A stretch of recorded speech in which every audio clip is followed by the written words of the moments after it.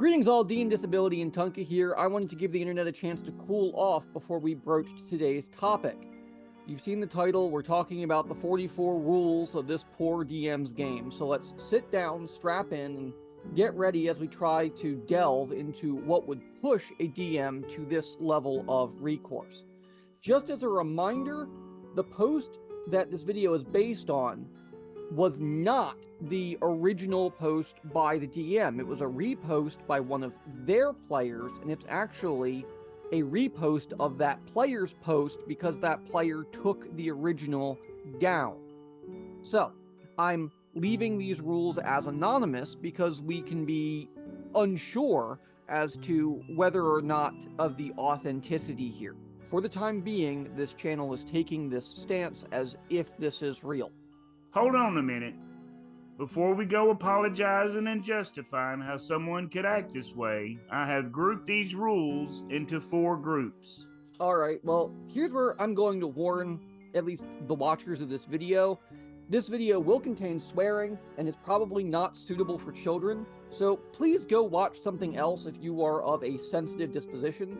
D&D is a game that brings us together. It's not meant to divide us. But this is really a game gone wrong, and it reads as a tragic outcry for help. Yeah, I've broken the rules into these categories, but your results may vary. That said, this fool's rules were, number 1, reasonable. The second category is just why. The third is don't be a wangrod. And the fourth is do you want to be a DM? Now, to clarify, reasonable is pretty self-explanatory. They're reasonable, common sense rules, though they might need to be tweaked in the wording a little bit to be a little bit more pleasant. Why is just why? Why are these rules here? What is the purpose of these rules? Don't be a wangrod is pretty self-explanatory. You know, rule 0, don't be a wangrod, player or DM. And do you want to be a DM? I added that category because some of these rules make me question if this person even wants to DM or not. And so when you say, do you want to be a DM, it's the DM asking their players, would they rather run the game instead? Right. Well, just as a note, I'm not posting the rules in this video. If you want to go read them, they're in the sources section in the description. But we are going to read them for those of us like me who are blind who might struggle to find these on Reddit, etc. Okay, the 44 rules of D&D. Now, some of these are going to make you laugh. The first one is reasonable. Now, these are the ones that I think are reasonable. Okay, these make sense. If you move to a square in combat, there's no takebacks. Okay, that's reasonable and well said. And that's rule number 7, by the way. Rule number 11 is another reasonable one. You will not be given a mega dungeon every session. A temple is not the size of a small city, neither is a cave. This shit will happen when it's natural and organic. Go play some roguelike if you want that. And to me, that sounds like the players wanted a bigger dungeon here, but we'll get into the whys and wherefores later. Rule number 15. If you get too stoned or drunk to play, I will go home without a warning. Your warning is here. Once again, very reasonable. Rule 18. You get 1 chance at a skill check. If you fuck up, your party doesn't get their chance to do the same check. Think careful who's good at what. And I think that's actually excellent advice. It really. stops skill dogpiling, yeah. I really like that rule. Rule 21. You roll your dice within view of 2 players who aren't your standard. You roll them neatly and you roll them on the table. Failing to do these 3 things will auto-fail whatever roll you did. Arguing that you actually rolled validly when you clearly didn't is an automatic critical fail. I fully support this rule. This is a common sense rule, right? You don't want somebody rolling the dice and then picking up the dice and making up a number, right? So I totally get that. Rule 22. Instant death traps and mechanics are coming into place. If you call these things unfair moving forward, I will laugh at you and tell you to fuck off and cry some more. Once again, some of these rules really need to be reworded for a decent conversation, but...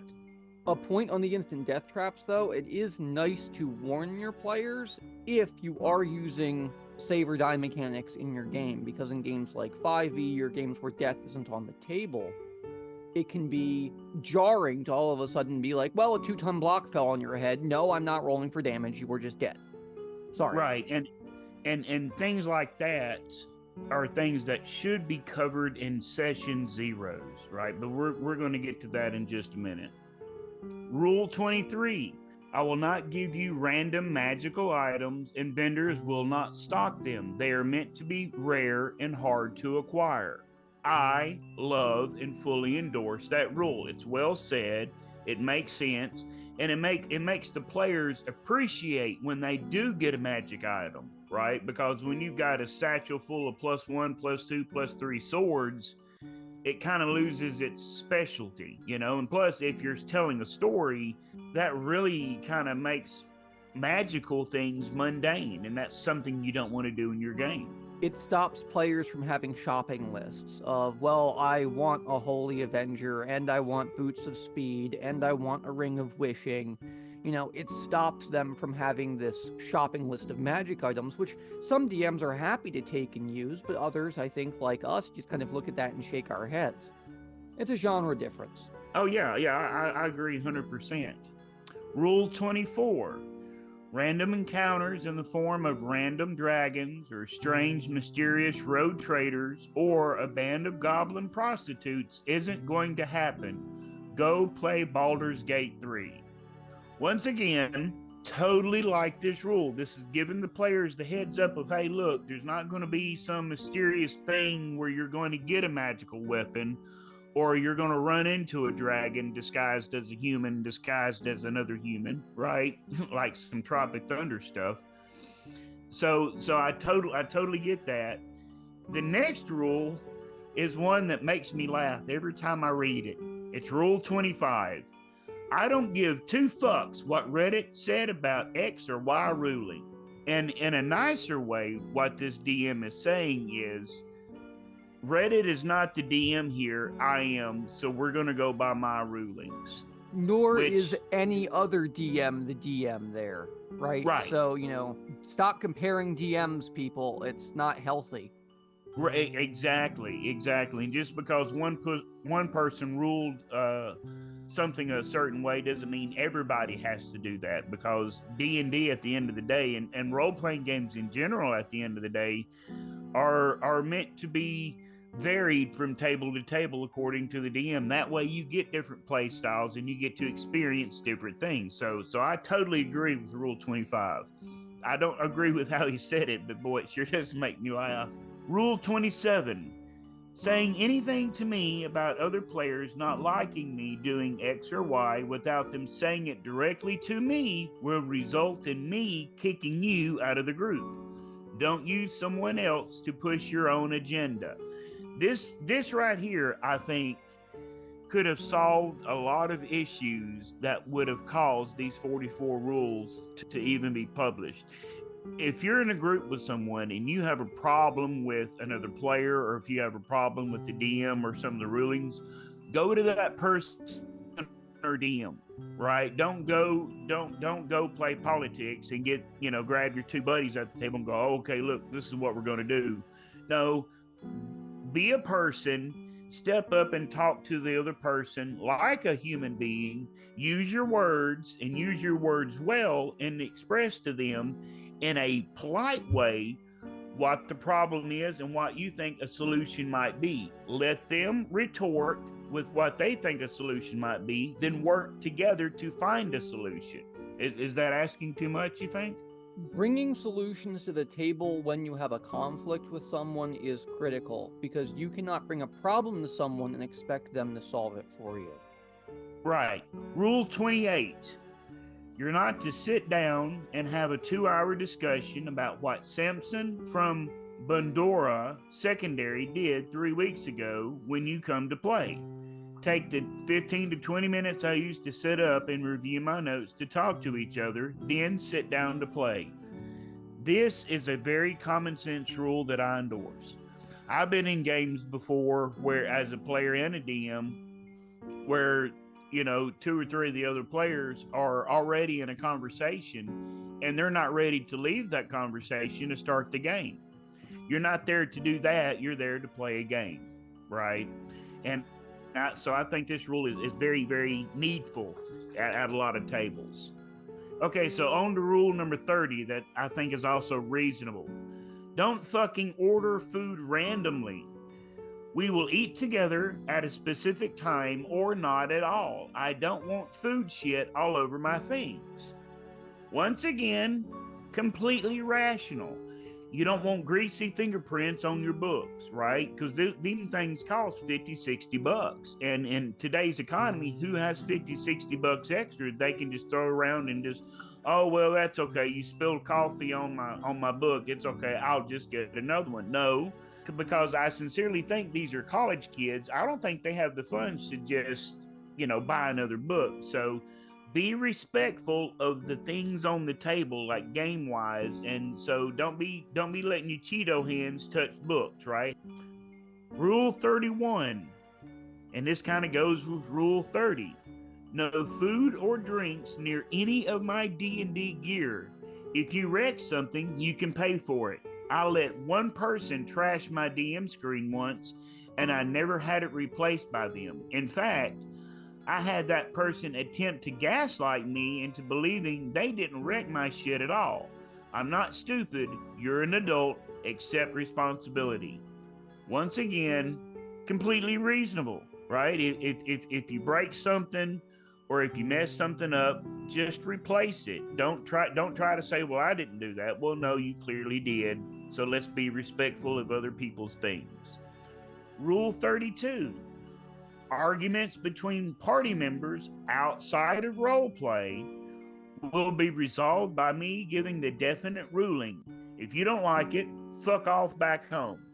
So this is a DM saying my ruling is final at this table. So if two players get in an argument over a rule, that's then the DM's job to step in to say, okay, this is how we're going to rule it. That quashes the conversation you guys are having, or, you know, you folks are having, and it allows you to get back to the game, because, you know, combats can drag on forever. Other aspects of the game can drag on forever if the flow of the game isn't managed properly. And stopping and arguing every 3 minutes over rules slows the flow of the game down. And when that happens, the game gets rather boring. So I'm 100% on board with that. Rule 35. If you don't bring your sheet, you don't play.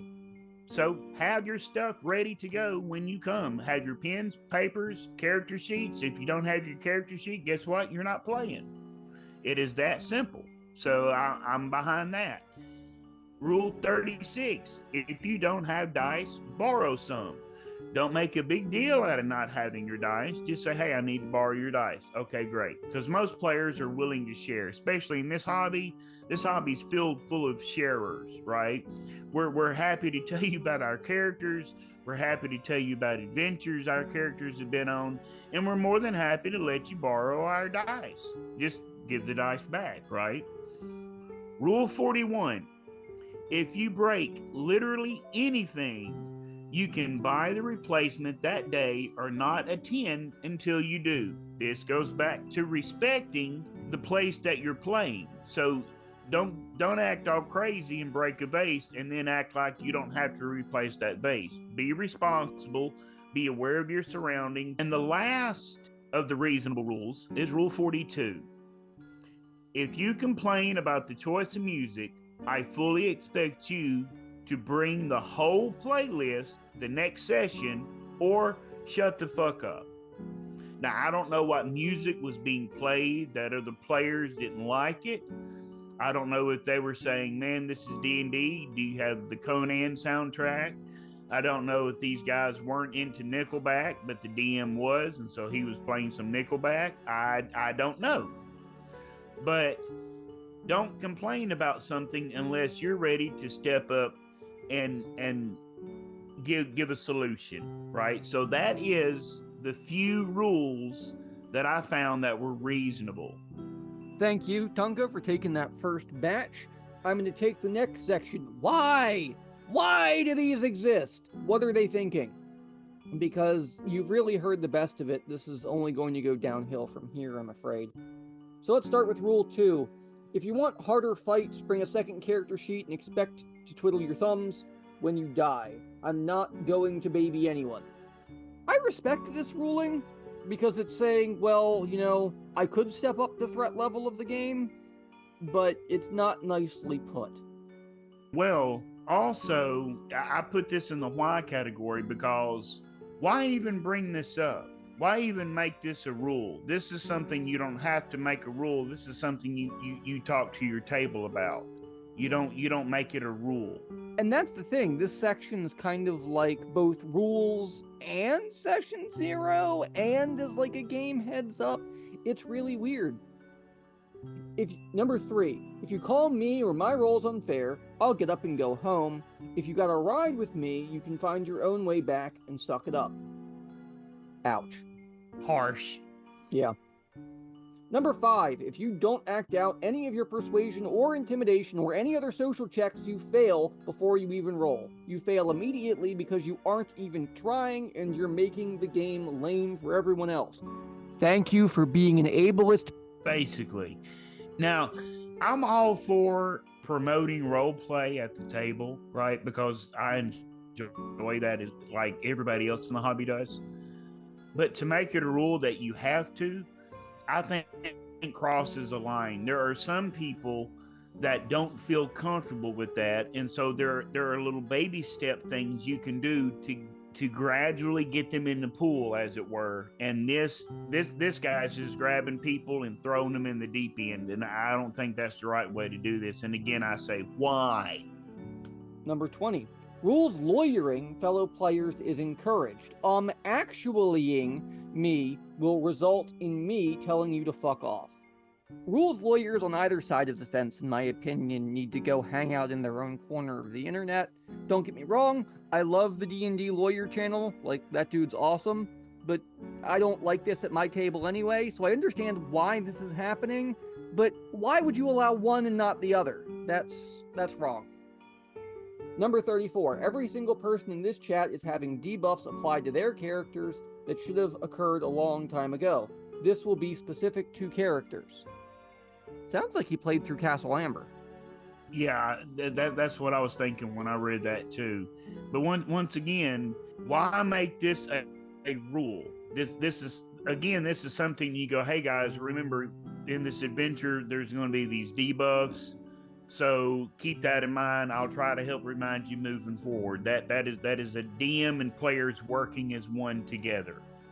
Yeah, definitely sounds like they did the whole feast scene in Castle Amber and regretted it. When we play D&D, I'm not your friend. That doesn't mean you treat me like an enemy during the game. It means I'm no longer being nice. This is Rule 37, and it's adversarial DMing at its finest, and I don't stand for it. No, I don't either. And to say when we play, I'm not your friend, that's something that you just don't say. I used to coach football, and I had friends that were coaches on the other team. Now, during the game, was I trying to beat them? Absolutely, because that was my job. But were we still friends? Absolutely. Absolutely we were. Not once did I ever tell an opposing coach, during this game, I'm not your friend. A game doesn't determine friendship in my book. Number 39. You will submit your spell lists daily in-game. If you do not give me a spell list each in-game day, you will not be allowed to cast a single spell or cantrip in combat. I do not trust you guys to not use this against me. Now, there is a justification for this, which is that people have been saying they always have the spell they need ready when they don't, and I can understand that. And I understand DMs wanting to audit their player spell lists. Indeed, I've done so as well, just to make sure everything is on the up and up. But I do find this to be a bit harsh, and the fact that this is coming in as probably a mid-campaign rule is indicative of there being a greater problem here. Well, and to me, the greater problem is the last sentence. I do not trust you guys not to use this against me. If the DM doesn't have trust in the players, and he's already said, I'm not your friend. I mean, there's some issues. I hope y'all are beginning to see some issues here that go beyond the game. Number 40. If you do not mark off spell slots, or you say something like, I remember what I'm at, as a way to justify it, I will simply fail your spell, deal half your health in damage to you, and say you have no spells to cast for the rest of the day. If the DM's that paranoid, why don't they just track the spells for players instead? You know, I asked that same question when I read that rule. Once again, it goes back to trust. The DM's already said in the rules previously that they didn't trust their players. Well, and number 43 here, cannot stress enough how little I care about how you feel about my rulings from now on. I mean, this DM has turned into a dictator. That's it. This is all this is a dictatorial temper tantrum effectively at this point, which is why this video has the title it does. Yeah, this whole event, this whole list is just a backhanded kind of retort or retaliation where they're kind of couching this outcry for help as anger and rage.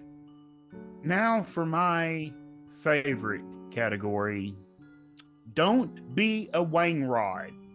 Now, previously, most of these rules really could have fit into this category. When we get into this category, you'll understand why I left some of those other rules out. We're going to begin with rule number 1. I'm timing turns. I don't give a fuck if it's unfair in your opinion, because your spells are hard or you don't know what square to move to. You get 1 minute to know all the actions you want to take, or I skip your turn. Okay, I totally get where he's coming from here, or where they're coming from here. And I played in games where turns were timed, right? I've been there, done that, and it helps with the flow of the game. So I agree with that. And I played with games where they use little egg timers, little sand in the hourglass egg timers. I've been part of those, and it's great. Once again, this is something that you would cover in a session 0, not mid campaign, which it sounds like that's what this is mid campaign. And there's a different way you could say that. You could say, hey, look, guys, to help the flow of the game, we're going to start timing turns, and you're going to be given 1 minute, 2 minutes, whatever. So please have your actions ready when it's your turn. Boom. That's all you have to say. That's all you have to do. You don't have to start cussing and telling people to go do things.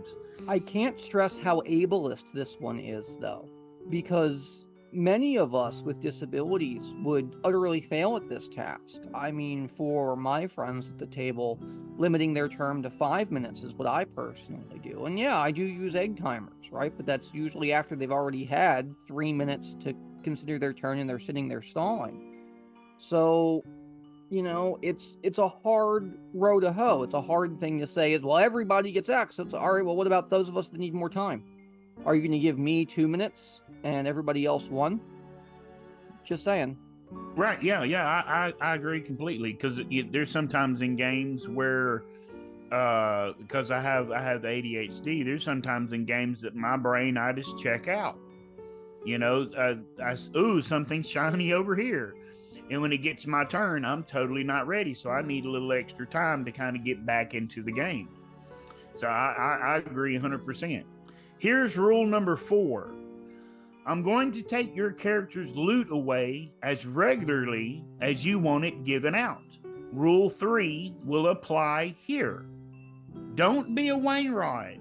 Don't be all like, hey, look, if you want loot, I'm gonna take more loot from you. Don't be like that. If you want to tell players in a session 0 setting, not halfway through the campaign, of, hey, look, this is going to be a low loot campaign, so don't be expecting a dragon's horde every time you slay a giant.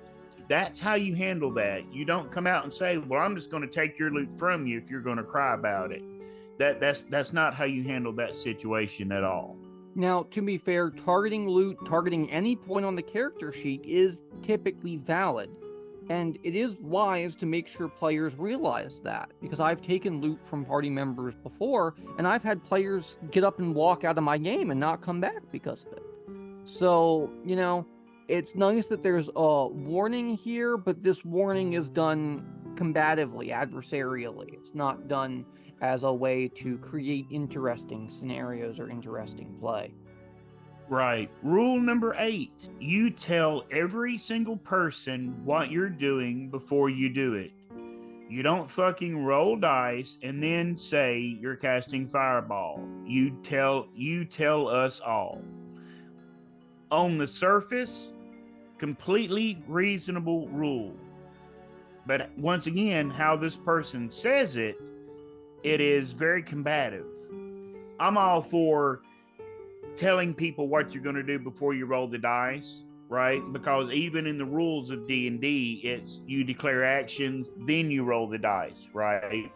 And there's just a better way to handle saying it than being combative like this. Rule number 12, the travel portion is done. You want to travel continents doing literally whatever you want, whenever you want, go play World of Warcraft or play D&D with AI. Wow. Just wow. Okay. Much better way of handling this situation is saying, in this game, this is how we're going to do travel. If you guys want to travel continents, you're going to have to give me a heads up so I can prepare.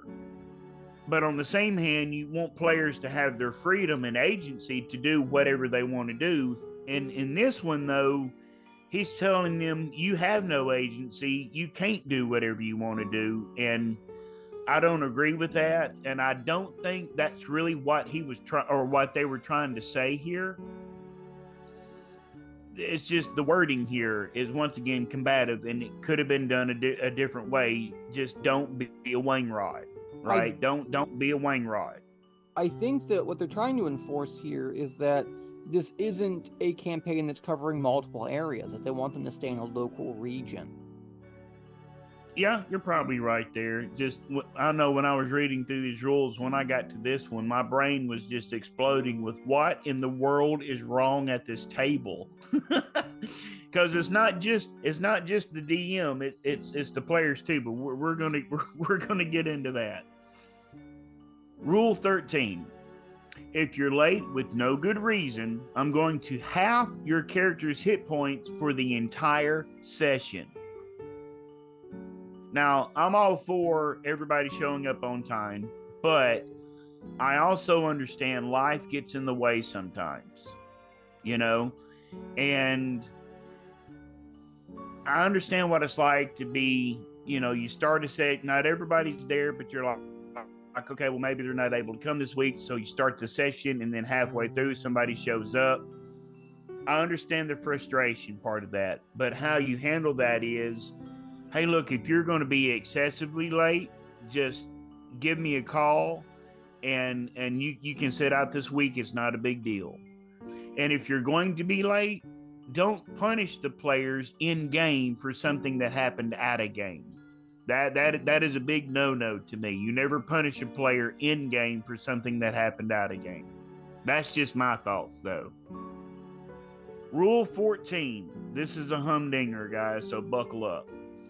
If you don't show up for no good reason, and that will be determined by me alone if no one else has the guts to say shit for fear of upsetting one another, the first time, you'll find yourself losing either a whole level or up to 3 major items of your own.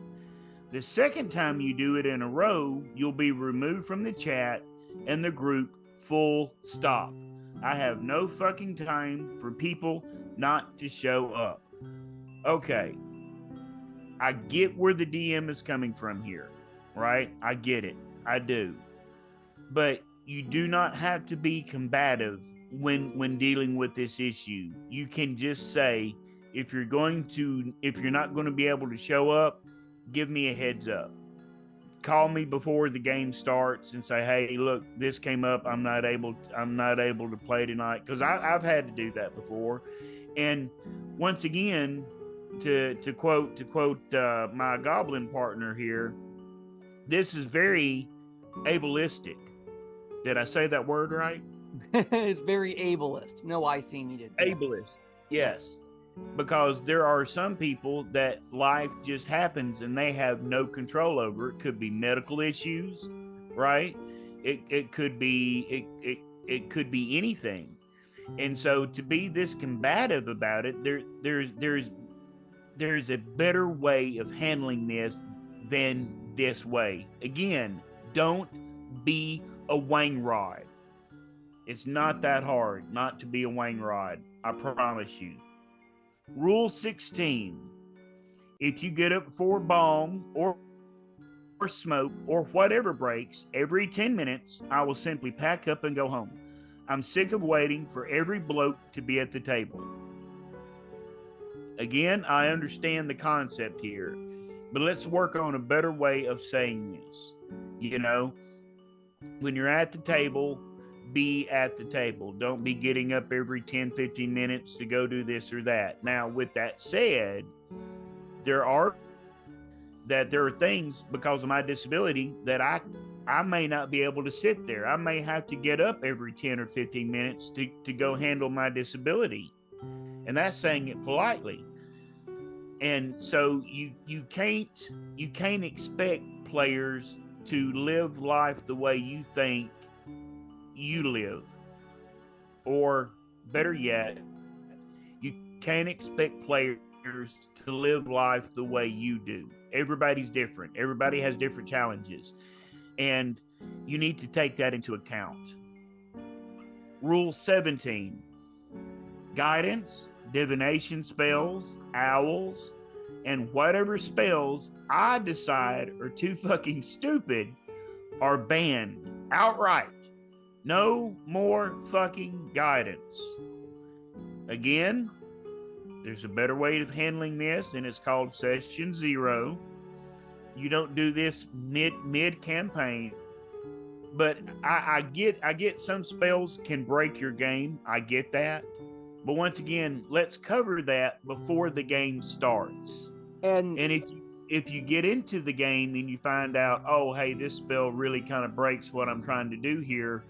After the game session is over, talk to the players, have a Session 0 check-in. You go, okay, guys, look, this spell, I allowed it this time, but I'm not going to be able to allow it moving forward because it really breaks the game. And it's that simple. It is really that simple.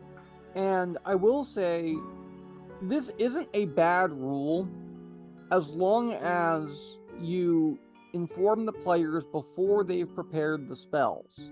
What spells are off the limit?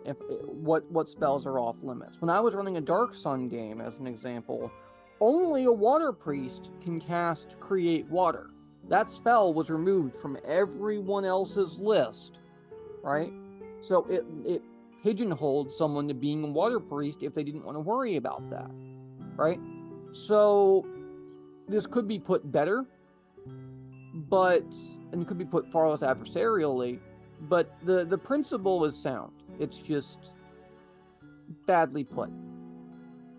Well, and I think it was badly put because there were issues that had nothing to do with D&D that are starting to creep out in both the DM and the players. You know, or the DM, to me, this sounds like the DM is frustrated with player paranoia that has come about from the DM ratcheting up the difficulty of their game and then wanting to use guidance and divination to help combat some of that. You know, is there a trap behind this door? Yes or no? And the DM goes, no. Are there monsters behind this door? Yes. Are those monsters orcs? No. Are those monsters kobolds? No. Are those monsters bugbears? No. All right, well, your spell's up. All right, well, we cast another one. And then, ad nauseum, right? And I can see a DM getting frustrated with that. Oh, yeah, absolutely. Well, this next one is a humdinger, if I do say so. Rule 19. Discussion of metagame details in-game will result in instant damage to your character. Once again, the Dungeon Master is punishing players in-game for what is happening out of game.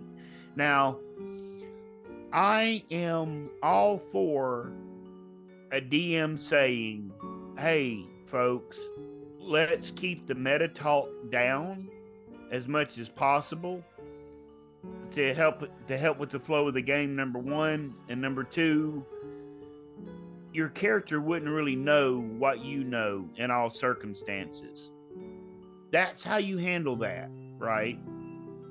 Bob the World Builder did put it best with his video on this subject, which is carrot, not stick, right? Absolutely. And this DM is just using a stick.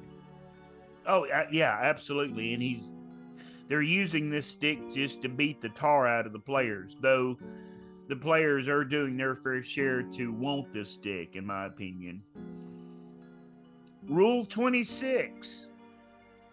I actually give less of a fuck about what your mate and group did. So this goes back to comparing DMs, right? And it's okay to compare DMs out of game in that, like, for example, one of my DMs was in Mensa, and he ran us through adventures and homemade scenarios that were very unique because of his background. I've had other DMs that weren't in Mensa that ran us through adventures and homebrewed, campaigns that were also very unique because of their background. You cannot compare apples and oranges. Everybody's style is going to be different. And when you start to compare, that's when you start to give DMs imposter syndrome. And it gets in their head of, oh, I wonder what that other DM would do. So I understand why this DM would say that, right? But there is a much better way of saying it. Rule 29. Saying shit like, guys, come on. We're not here to have fun. We're here to play D&D. This is serious business. Is rude and dismissive of how much work I put into this. I will simply go home if I hear this shit. Now, from what I gathered from reading these rules, and I've read these rules from 1 to 44 like 5 or 6 times, just because I wanted to get the full sense of kind of what was happening. I wanted to be able to read between the lines, as it were. And when I read this, every time I read this, in my mind, I knew the players said that because more than likely the DM said that. And so this shows that the players wanted one style of game, the DM wanted a complete opposite style of game, and now you've got a butting of heads, and now the DM is stepping up and saying, no, we're going to play the game the way I want it to be played, which is okay for a DM to do, right? But once again, this could have been covered in a session 0 of, okay, this is the type of game that I like to run, because it seems like the players wanted a beer and pretzels game and the DM was wanting something serious, maybe. But there's a much better way of handling it than the way it was handled. And I would say that this DM probably never heard the words "thanks, that was an awesome game." This seems like a DM that has never been shown appreciation.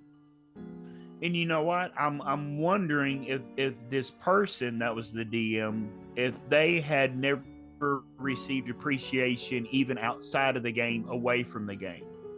Like I said, a lot of these issues that came up in these 44 rules, I think D&D was just an outlet, and that these issues that the DM is facing, because the DM clearly is facing some, in my opinion, some mental issues that they need to seek help for, right? Because D&D didn't start this. I think D&D was just the outlet, if you will, the pressure valve for these issues that were it, from the sounds of it, going on for a very long time outside of the game and away from the game. Does that make sense? Yeah, but for now, let's move on. Okay. Rule 33. I don't give a fuck what they did in Critical Role or what that one guy on Reddit said, or if you think that it's all make-believe so you can do whatever you want. The world I run works on internal rulings and lore I created specifically for it. I totally get where the DM is coming from here. Nobody wants to be compared to a professional DM, right? It would be like comparing a 5-year-old playing Pop Warner football to a professional player. You know, you're comparing apples and oranges, right? Here, they could have handled this much more easily by saying, I'm the DM, not Reddit, not Matt Mercer, not Matt Colville, not any Bill of these Sylvie. not Bill Sylvie, not any of these other DMs, but me. I'm the DM. My rulings are just that, the rulings for this session. If y'all been paying attention, the issue of him being DM and his rulings are final, that is a core issue in a lot of these rules. Moving forward to the last one. Don't be a wangrod. Rule number 38. If you treat me poorly in any way, shape, or form after or during or before the game due to something that happened in the game, you're out. If you cannot separate a game from reality, I think you are a fucking moron, and I have little time to deal with that energy. Well, isn't that the pot calling the kettle black? They think, well, this DM thinks that this DM is projecting. They are forcing this attitude out onto their players while not perceiving that they are doing the exact same thing to their players. Now, this could be an act of revenge, but to me, this really does seem like an emotional lashing out from a distraught and angry person. Yeah, and once again, I say these issues did not come from the game. I believe the issues of the DM who clearly needs help. Get some help. Talk to somebody you trust. Get this stuff off your chest. Deal with the issues.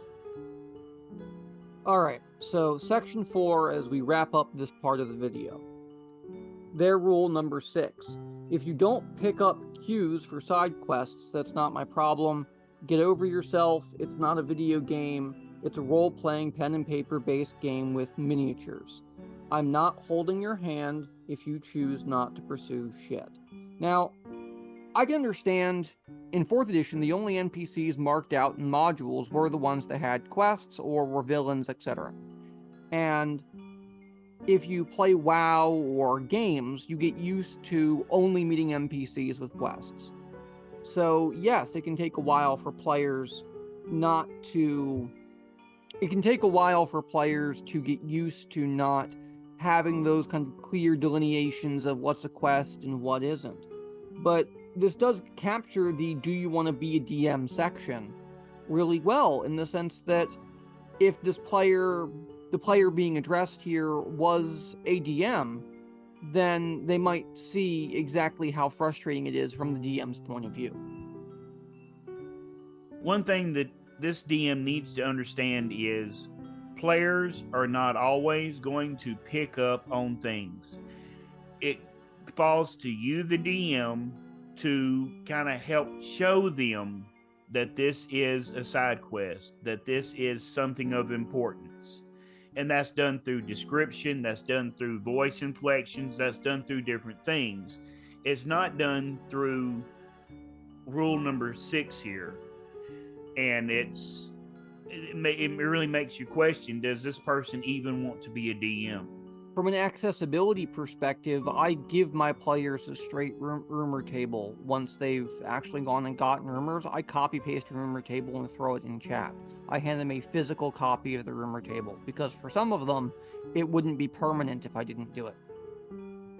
Rule number 9. I will give out exhaustion more frequently. If you argue, go home, or you can actually fight me over it, or you can DM yourself. Now, here we have the literal threat of saying, well, go DM instead of me, and it sounds like this DM is just tired of it. That said, the use of exhaustion, not a bad mechanic, thanks for the warning. Threats of violence, on the other hand, not okay, but we'll get to that. Rule number 10, every side comment you make to an NPC will be remembered and paid back in triplicate. You all seem to believe there is little consequence. It sounds like they have murder hobos. Yeah, it does. And speaking of murder hobos, rule number 44. Oh, and rule 44. I'm never just threatening you, I'm promising you. So do yourself a favor and get a restraining order against this DM. You know what? After all that, I truly and sincerely believe this group needs to disband, to take a break from being around each other, maybe find some new friends, do something else, because this is the definition of toxic. And I'm not going to ask anybody to like or subscribe. We don't commonly feature this kind of content. However, I will say this DM and group needs an intervention. Thanks. Let's try to provide some positive alternatives, at least in the comments. So take it easy.